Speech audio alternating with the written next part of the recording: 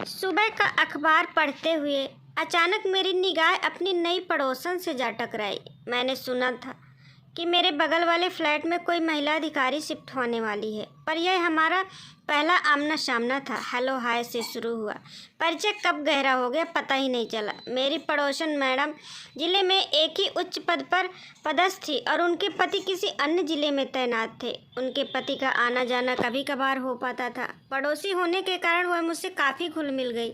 एक दिन उन्होंने टोकी दिया कि तुम मुझसे हमेशा मैडम कहकर बात मत किया करो। मैंने कहा मैडम मैं तो अभी एक विद्यार्थी हूँ और आप इस जिले में तैनात एक वरिष्ठ अधिकारी, आखिर हमारा क्या रिश्ता हो सकता है। वह चुप कुछ देर तक शांत रही और फिर अपनी चुप्पी तोड़ते हुए बोली कि अगर तुम बुरा ना मानो तो मुझे भाभी कहकर बुला सकते हो। मैंने कहा आपकी बात सही है मैडम, पर मात्र भाभी कह देने भर से तो रिश्ता नहीं जुड़ जाएगा। वैसे भी ये बड़ा नाजुक व प्यार भरा रिश्ता है। मैंने इस रिश्ते को निभा पाएंगे आप? उन्होंने अपनी आंखें ऊपर उठाई और मेरी आंखें में आंखें डालकर बोली यह जरूरी तो नहीं कि हर रिश्ता खून से ही बनता हो। रिश्तों की परिभाषा अपनापन, स्नेह और प्यार में छुपी हुई है। अगर हम एक दूसरे को समझ सके तो यह रिश्ता हम भी आसानी से निभा सकते हैं। उस दिन के बाद हम मुंह बोले देवर भाभी के रिश्ते में बंध गए। एक दिन सुबह सुबह उन्होंने मेरे दरवाजे तक दस्तक दी।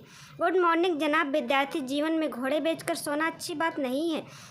अच्छे विद्यार्थियों की तरह अपने करियर पर ध्यान दीजिए और पढ़ाई लिखाई में जुट जाइए। इससे पहले कि मैं कुछ कहता एक अपरिचित पर मधुर सी आवाज़ मेरे कानों में टकराई।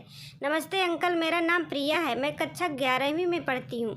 मैं भाभी इकलौती प्यारी बिटिया रानी हूँ और अब यहीं पर रहकर आगे की पढ़ाई करूँगी। अच्छा भाभी, तो आपने इन्हें हमारे बारे में पहले ही बता रखा है। चलिए अच्छा हुआ, अब हमें परिचय देने की ज़रूरत नहीं पड़ेगी। तो ठीक है, हाथ मिलाइए और आज से हम दोस्त हुए। अच्छा अंकल, अब हम बताइए कि कैडबरी चॉकलेट पसंद है ना आपको? हाँ हाँ, क्यों नहीं, तो फिर शाम को आप कैडबरी चॉकलेट लेके आइएगा।